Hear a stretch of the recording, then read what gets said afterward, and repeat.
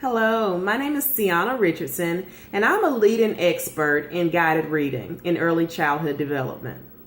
Tonight I'm going to have a Q&A session where I allow teachers and even parents to call in with their very important questions regarding guided reading in their classroom. The first caller, go ahead with your question. What is guided reading and what is its purpose? Very good question. Guided reading is an instructional approach that teachers use that involves a teacher working with an individual students or a small group of students who demonstrate a similar reading level, similar reading behaviors, and they can read on the same level of text.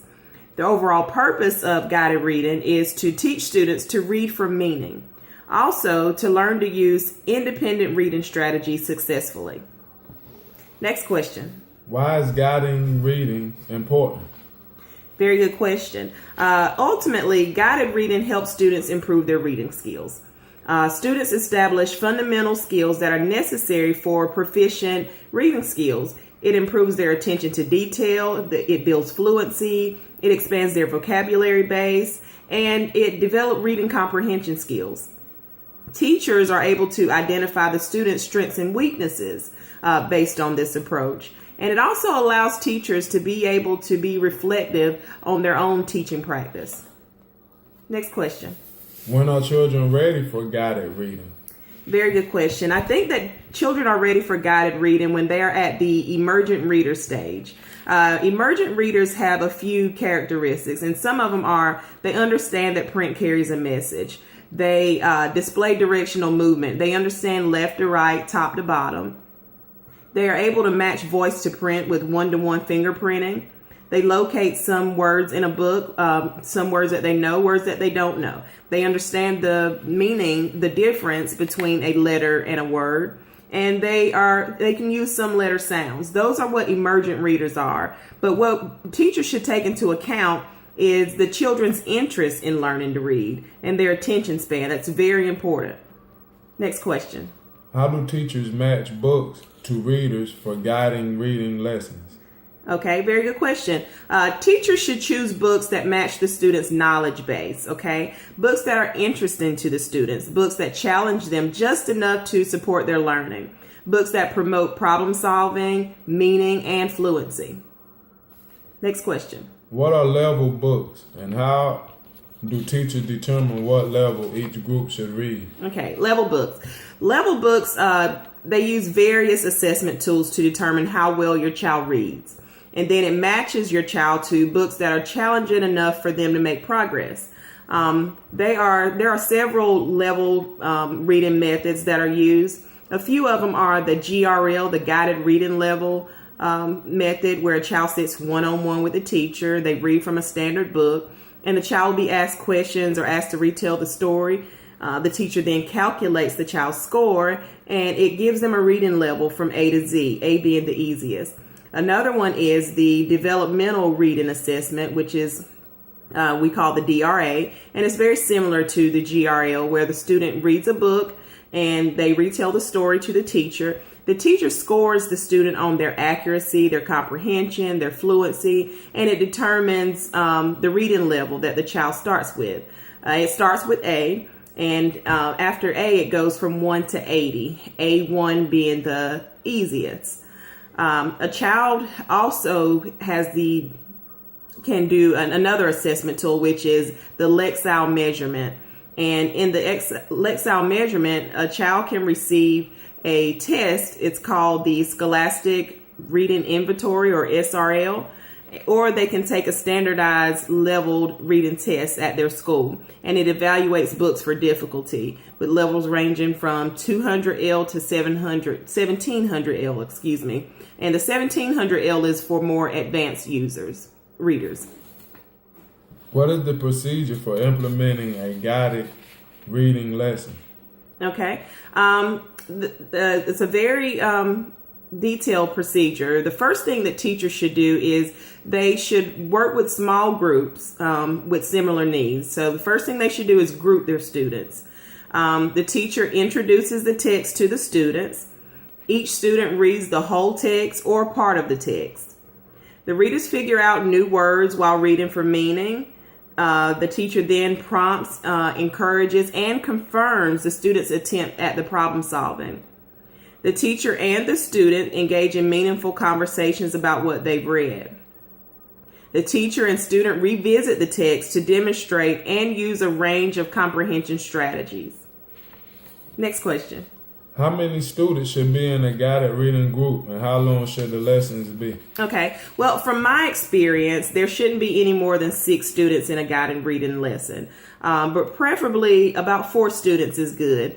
With 4 to 6 students, you have the ability to engage with each student. You can make eye contact, and you don't have as many students to be accountable for in that one group. So it just assures that everybody gets a better reading experience. And the lesson shouldn't be any longer than about 45 minutes long. How do you determine who is in what group? In other words, what type of assessment can be used to determine the members of each group? And could you please explain? Okay. Well, the students are grouped based on what they're working on. While students are reading independently or engaged in other quiet activities, it takes about 10 minutes to assess your students and write detailed notes on your running records. So a very important thing to do, very important, is to use a running record when determining what group to place a child in, or even determine whether it's time for you to regroup. Running records are very good to use. Next question. How do you know when to regroup or to move individual students to other groups? Okay. Well, as I was just saying in my last question, running records are very important. They're invaluable to teachers. The teacher will need to have observation and assessment of the child in order to track their growth. And then from there, they can select different texts or regroup them to another group if needed. But using that running record is the best method. Okay. In terms of scheduling guided reading lessons, how do you organize your literacy block? In other words, how much time is allotted for guided reading as a whole, and what do the other students do while you are teaching guided reading groups? Okay, very interesting question. I get asked this question a lot. What about the other students while I'm in a group? Well, during a 45-minute reading block, which my reading block will be about 45 minutes, the teacher will meet with a group of students for guided reading, while the other students work independently in literacy centers. Now, in those literacy centers, they can be rereading texts that we've already covered. They could be listening to audio of the text, taking AR tests, which is very important. They can be writing, working on their writing literacy. Or they can even go to the library in small groups. I do allow that.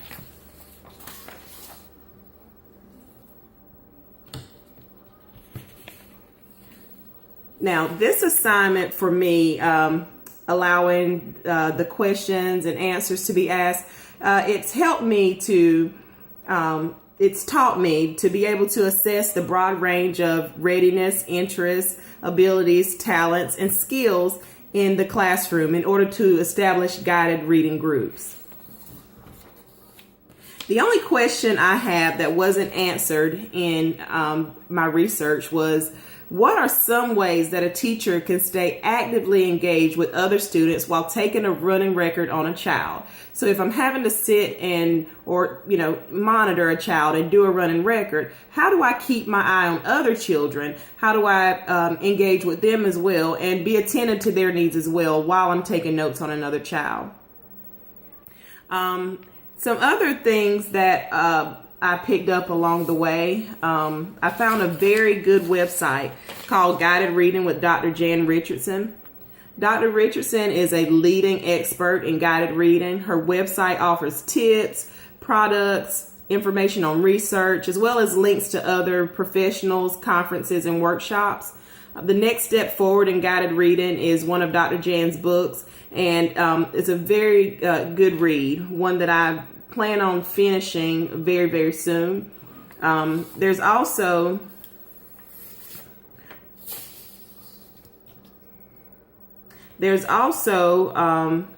an online course, called Guided Reading. strategies for differentiated classrooms, and it's taught by a Marcia Spears, and that's something that I plan on looking into at some point as well.